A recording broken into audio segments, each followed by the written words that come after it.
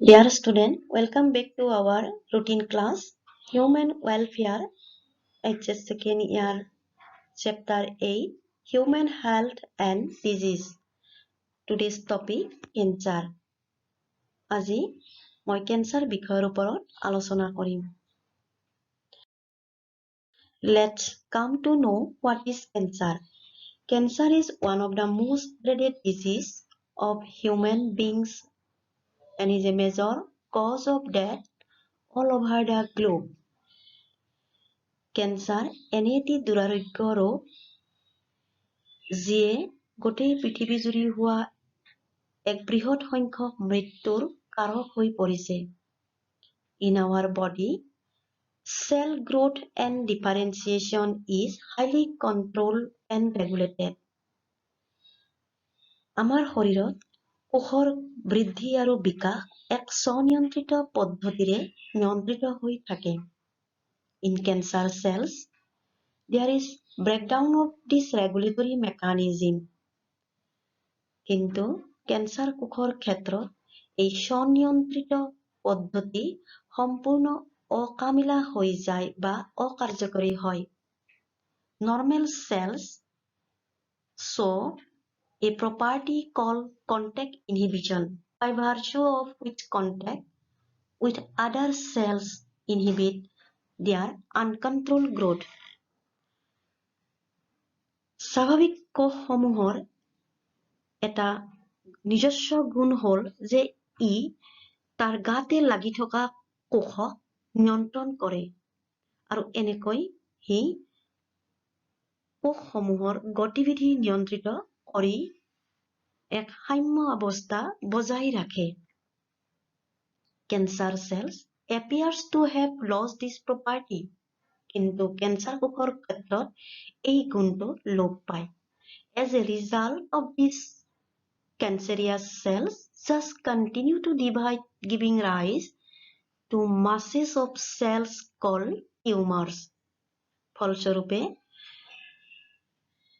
কেঞ্চাৰিয়াছ কোষসমূহৰ দ্ৰুতগতিত বৃদ্ধি হৈ কিছুমান টুকুৰা বা টিউমাৰৰ সৃষ্টি কৰে। Now, you see types of cancer. Tumors are two types, benign and malignant. Benign tumors normally remain confined to their original location and do not spread to other parts of the body and cause little damage. Benign জাতীয় টেমুনাসমূহে বা টিউমাৰসমূহে উৎপত্তি স্থানতে সীমাবদ্ধ থাকে বা দেহৰ বিভিন্ন স্থানলৈ বিয়পি নাযায় আৰু ই বিশেষ ক্ষতিও নকৰে। The malignant tumors, on the other hand, are mass of proliferating cells called neoplastic or tumor cells. কিন্তু malignant জাতীয় টেমুনাসমূহৰ ক্ষেত্ৰত এই টুকুৰাসমূহে কোষৰ টুকুৰাসমূহে দ্ৰুতগতিত চেলবোৰ বৃদ্ধি ঘটাই থাকে যাক কোৱা হয় নিউপ্লাস্টিক বা টিউমাৰ কোষৰ বৃদ্ধি। These cells grow very rapidly, invading and damaging the surrounding normal tissues.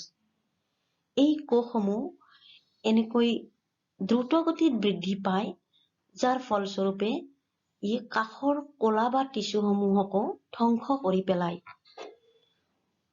What is metastasis? Metastasis বুলিলে কি বুজা? Cells slowed from malignant tumors reach distant sites through blood, and wherever they get lodged in the body, they start a new tumor here. কোষৰ টুকুৰাসমূহ অৰ্থাৎ malignant টিউমাৰৰ কোষৰ টুকুৰাসমূহ তেজৰ জৰিয়তে দেহৰ বিভিন্ন ঠাইত থিতাপি লয় আৰু সেই ঠাইতে নতুন টিউমাৰ কোষৰ সৃষ্টি কৰে। This property is called metastasis, and which is most feared property of malignant tumors. এই গুণটোকে বা এই ধৰ্মটোকে মেটাষ্টেচিছ বুলি কোৱা হয়, যিটো বাবে বা malignant টিউমাৰৰ বাবে অতি ভয়াবহ গুণ। Now you see causes of cancers. Cancer হোৱাৰ কাৰকসমূহ।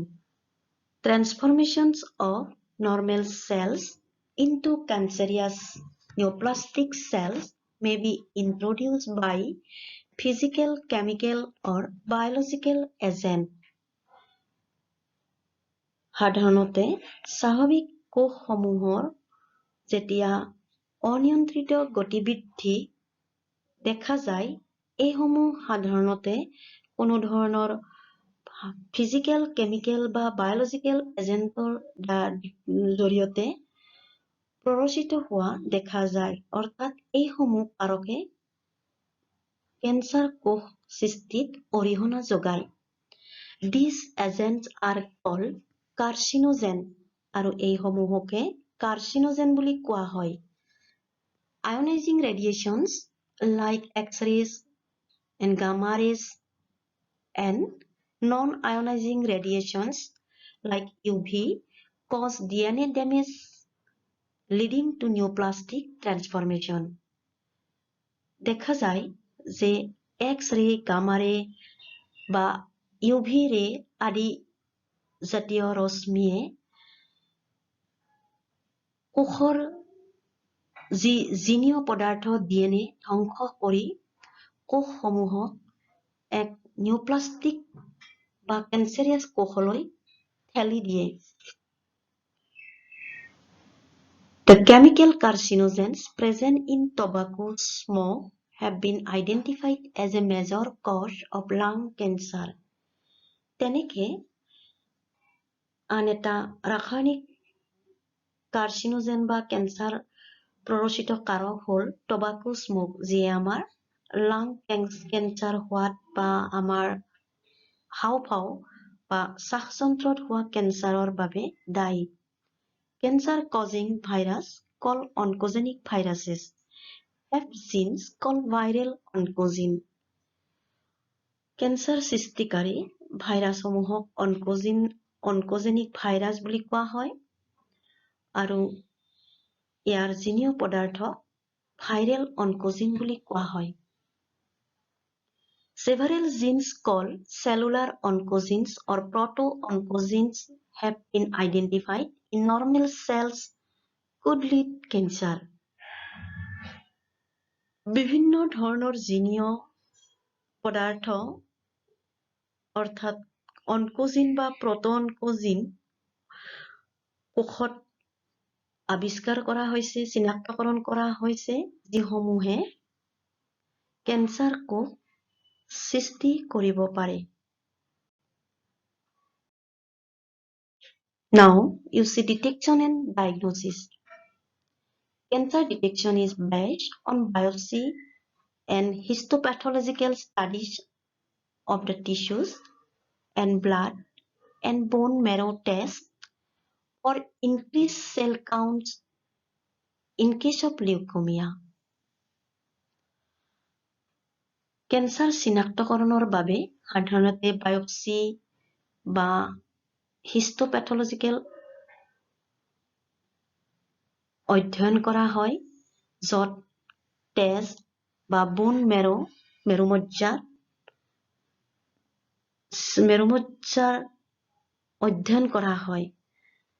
আৰু লিউকমিয়াৰ ক্ষেত্ৰতো এইসমূহৰ পৰা কোষৰ গাণনিক পৰীক্ষা কৰা হয়, যাৰ জৰিয়তে কেঞ্চাৰ চিনাক্তকৰণ কৰিব পৰা যায়। In biopsy, a piece of the suspected tissue cut into thin section is stained and examined under microscope by a pathologist. বায়োপসিৰ ক্ষেত্ৰত সাধাৰণতে পৰীক্ষাগাৰত কি কৰা হয় যে সন্দেহযুক্ত কোষ বা কলাৰ অংশ বিশেষ কাটি তাৰ পৰা কিছুমান এনেকুৱা মাইক্ৰস্কোপিক স্লাইড তৈয়াৰ কৰা হয় আৰু এই স্লাইডৰ অধ্যয়নৰ জৰিয়তে কেঞ্চাৰ চিনাক্তকৰণ কৰা হয়। Techniques like radiography, X-ray, CT, computed tomography, and MRI, magnetic resonance imaging, are very useful to detect cancers of the internal organs. কিছুমান কাৰিকৰী কৌশল যেনে এক্স-ৰে, CT, MRI আদি পদ্ধতিৰ জৰিয়তেও আমাৰ শৰীৰৰ অভ্যন্তৰণৰ বা শৰীৰৰ অভ্যন্তৰিক অংগৰ কেঞ্চাৰ ৰোগ চিনাক্তকৰণ কৰা হয়। Antibodies against cancer, specific antigen are also used for detection of certain cancer. তেনেকে কিছুমান এন্টিজেন ব্যৱহাৰ কৰিও তেনেকুৱা কেঞ্চাৰ এন্টিবডিৰ বিৰুদ্ধে এন্টিজেন যদি ইউজ কৰি বা প্ৰয়োগ কৰি কেঞ্চাৰ চিনাক্তকৰণ কৰা হয়। Techniques of molecular biology can be applied to detect genes in individual which inherit susceptibility to certain cancers. এনেকুৱা কিছুমান molecular techniques বা molecular biology অধ্যয়ন কৰা হয় যাৰ জৰিয়তে আমি অৰ্থাৎ জিনৰ অধ্যয়নৰ জৰিয়তে বংশগতীয় সম্ভাৱনাপূৰ্ণ থকা কেঞ্চাৰ ৰোগসমূহক চিনাক্তকৰণ কৰা হয়। Now, come to know treatments of cancer. The common approach for treatment of cancers are surgery, radiation therapy, and immunotherapy. এইসমূহে হৈছে সাধাৰণতে কেঞ্চাৰ ৰোগত প্ৰদান কৰা চিকিৎসা যেনে therapy, chemotherapy, radiation therapy, surgery আদি। Several chemotherapeutic drugs are used to kill cancerous cells. বিভিন্ন ধৰণৰ কেমোথেৰাপিউটিক মেডিচিন বা ড্ৰাগছ ইউজ কৰা হয়, ব্যৱহাৰ কৰা হয় কেঞ্চাৰিয়াছ কোষসমূহক ধ্বংস কৰিবলৈ। Most cancers are treated by combination of surgery, radiotherapy, and chemotherapy. বেছিভাগ ক্ষেত্ৰতে কিন্তু ৰেডিঅ'থেৰাপি, কেমোথেৰাপি বা চাৰ্জাৰী একেলগ হৈ বা একেলগে কৰা দেখা যায়। The patients are given substance called biological response modifier such as alpha interferon, which activate their immune system and helps in destroying the tumor. আৰু কেতিয়াবা ৰোগীক বা কেঞ্চাৰ পেচেণ্টক এনেকুৱা ধৰণৰ কিছুমান মডিফায়াৰ বায়োলজিক্যাল ৰেসপন্স মডিফায়াৰ দিয়া হয় যেনে আলফা ইন্টাৰফেৰন ই এটি এন্টিবডি লাইক এন্টিবডি নিচিনা সো ইয়ে দেহত আমাৰ যি প্ৰতিৰোধ ক্ষমতা তাক সক্ৰিয়কৰণ কৰি কেঞ্চাৰ কোষসমূহক ধ্বংস কৰিব পাৰে। সো এই সমূহে আমাৰ আছিল কেঞ্চাৰ চিকিৎসাৰ ব্যৱস্থা বা বিধিসমূহ।